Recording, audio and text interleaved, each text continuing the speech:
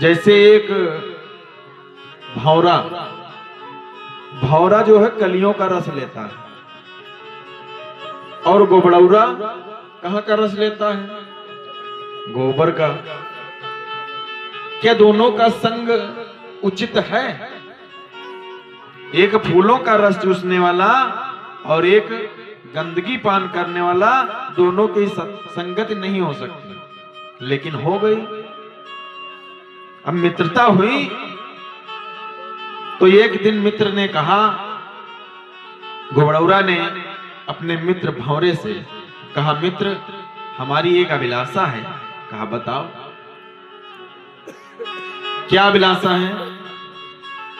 हमारे घर पे आओ कभी, कुछ समय एकांत में बैठकर हम और तुम हाल चाल हो, और फिर साथ में भोजन हो, बैठक हो, सत्संग हो, फिर जाना।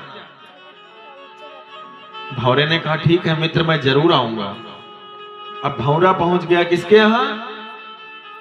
किसके यहां?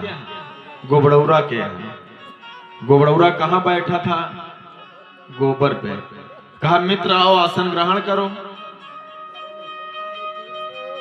मित्र ने कहा नहीं भैया बस ठीक है। अब भौरा कहीं गोबर पर थोड़ी बैठ सकता। कहा नहीं नहीं आओ। क्या नहीं मित्र बस ठीक है यही ठीक है। कहा और सब ठीक ठाक है? कहा सब ठीक ठाक चल रहा। कहा भोजन पानी का बस उसी की व्यवस्था में तो लगा हुआ हूं, उसी की व्यवस्था हो रही है, आओ मित्र साथ में हो जाए। कहा नहीं मित्र बस ठीक है, ऐसा करना हमारे घर आना कभी। कहा कब आ जाएं? कहा जिस दिन तुम्हारी इच्छा हो उस दिन हमारे घर आना। 2-3 दिन बीते। गोबड़ौरे ने सोचा कि मित्र ने बुलावा दिया है, क्यों ना हम चलें।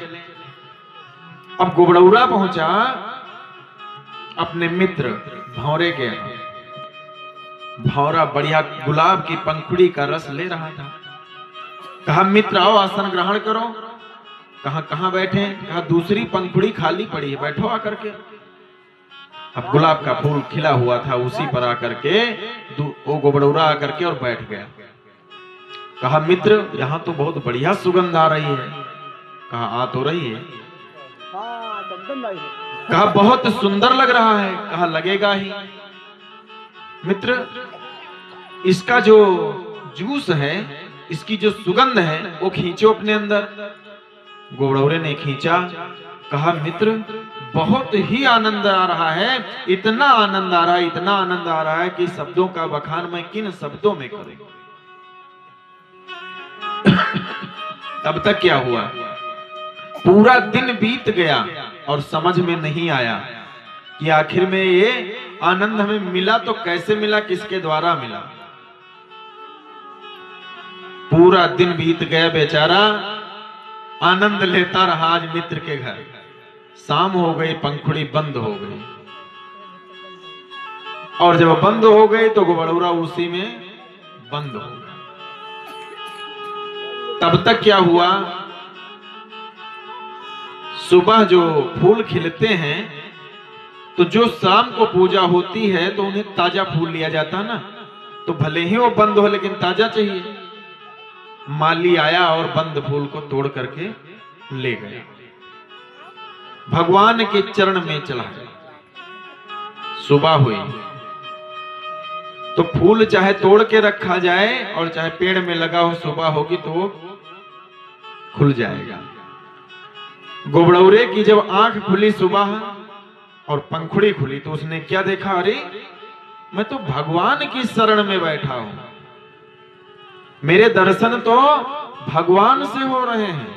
ये तो परम पिता परमात्मा श्री नारायण की मूर्ति है। अरे वाह, मित्रता हो तो ऐसी। देखो मैंने भौरे से मित्रता की तो उसके द्वारा हमें इतना सुंदर स्वादिष्ट भोजन मिला, और फिर उसके बाद में हमें कहा भगवान की शरण में चढ़ाया गया। वाह, मित्रता हो तो ऐसी। तब तक जब सुबह हुई तो पुजारी आ गया, और पुजारी ने क्या किया? वो पुष्पों को हाथ में लिया और जा करके गंगा जल में विसर्जित कर दिया। कहा अरे वाह प्रभु वाह, पहले इतना स्वादिष्ट भोजन, फिर भगवान श्री हरि नारायण के दर्शन, और फिर इसके बाद में गंगा स्नान। हमारा तो मोक्ष हो गया, हमारा तो उद्धार हो गया। वाह रे प्रभु वाह, क्या तुम्हारी लीला है। और जब गंगा स्नान से निकला तो फिर जाकर के अपने मित्र से मिला, मित्र तुम धन्य हो, तुम्हारा जीवन धन्य है। और तुमसे मित्रता करने के बाद में मानो हमारा जीवन सुधर गया। मैं अब लोगों तक संदेश पहुंचाऊंगा, ये सूचना पहुंचाऊंगा कि यदि कहीं मित्रता करनी हो तो अपने से श्रेष्ठ की मित्रता करो, अपने से डाउन की मित्रता ना करो। अब देखो, तुम हमारे यहाँ आए थे तो मैंने तुम्हें गोबर पर बिठाया था, और जब मैं तुम्हारे यहाँ आया तो तुमने बहुत बड़ा सम्मान किया। ये सब प्रभु की महिमा है। तो कहने का तात्पर्य ये है, हम लोग जो यहाँ बैठे हैं तो ये प्रभु की महिमा का गान हो रहा है।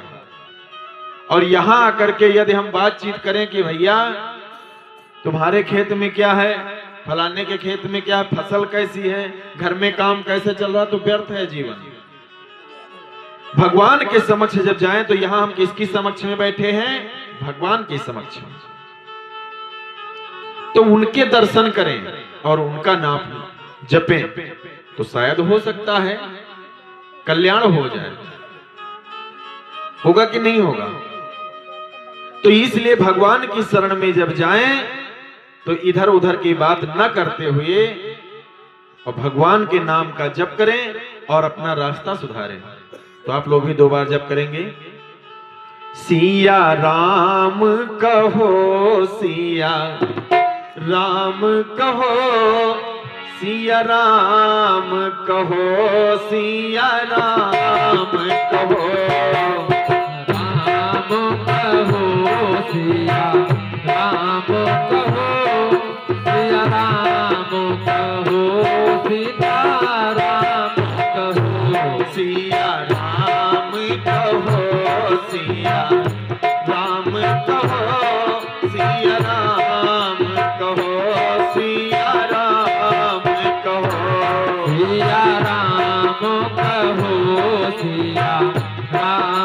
कहो, सिया राम कहो, सिया राम कहो, सिया राम कहो,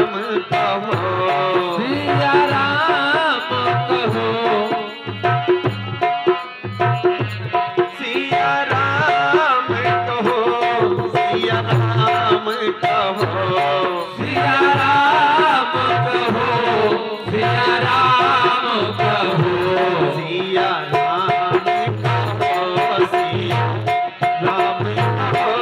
सिया राम कहो, सिया राम कहो, सिया राम कहो, राजा राम कहो, सिया राम कहो, सिया राम कहो, सिया राम कहो, सिया राम कहो, सिया राम कहो, सिया राम कहो, सिया राम कहो, राजा राम कहो, सिया राम कहो, सिया राम कहो, सिया राम कहो, सिया राम कहो, सिया राम कहो, सिया राम कहो,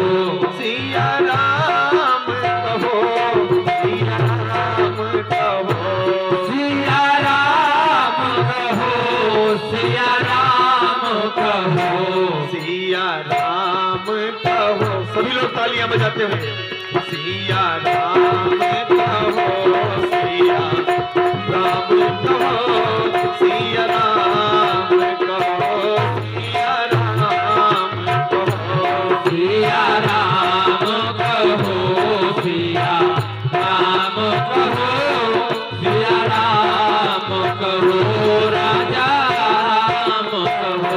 किसी ने कहा कि भगवान के नाम का स्मरण करने से क्या फायदा, क्या लाभ? तो मैंने कहा भैया क्या भरोसा है इस जिंदगी का, क्या भरोसा है इस जिंदगी का।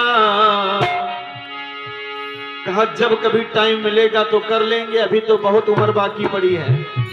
मैंने कहा ऐसा है, उम्र ये तुम्हारे जो है खेतौनी में लिखी नहीं है कि तुम्हारी पक्की है। कब संदेशा आ जाए कि साथ देती नहीं है किसी का, क्या भरोसा है इस जिंदगी का।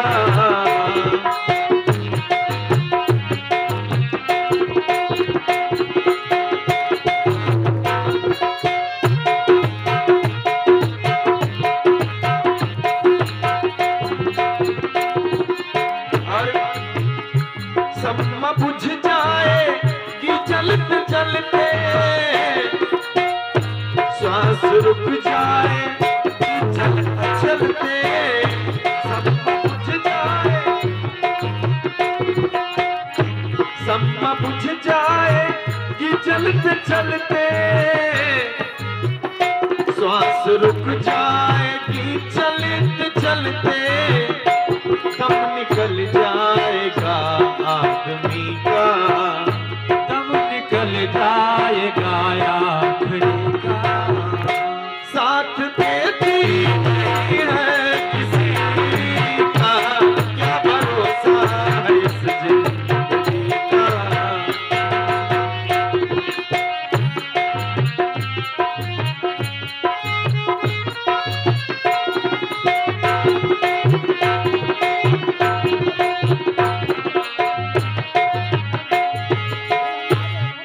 साथ देती नहीं है किसी का, क्या भरोसा है।